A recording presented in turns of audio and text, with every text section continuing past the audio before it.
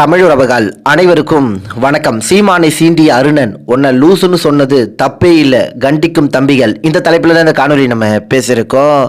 அதாவதுங்க, அருணன் தனது எக்ஸலத்தில் பெரியார் பெண்கள் பற்றி பேசாததை பேசியதாக அவதூறு செய்தார் சீமான். நேற்று இவர் பெண்கள் பற்றி எவ்வளவு தரைக்குறைவாக பேச முடியுமோ அவ்வளவு பேசினார். பெரியார் பெரியாராக இருந்தார், சீமான் சீமானாக நடந்து கொண்டார் என இந்த அருணன் வன்மத்தோடு பதிவு பண்ணியிருந்தாருங்க. அருணனின் இந்த பதிவுக்கு சமூக வலைதளத்தில் பலரும் பதிலடி கொடுக்கிறார்கள். குறிப்பா பாக்கியராஜ் என்ற சகோதரர் ஐயா, ஓசி சோறு கிடைக்கிறது என்பதற்காக பேசக்கூடாது.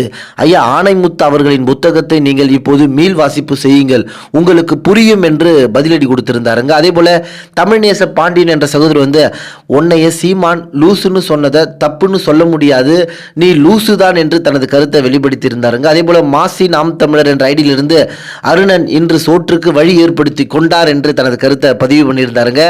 திமுகவுக்கு விசுவாசமாக இருக்க வேண்டும் என்பதற்காக அண்ணன் சீமான் அவர்களை விமர்சித்து இந்த அருணன் பிழைப்பு நடத்தி கொண்டிருக்கிறாருங்க.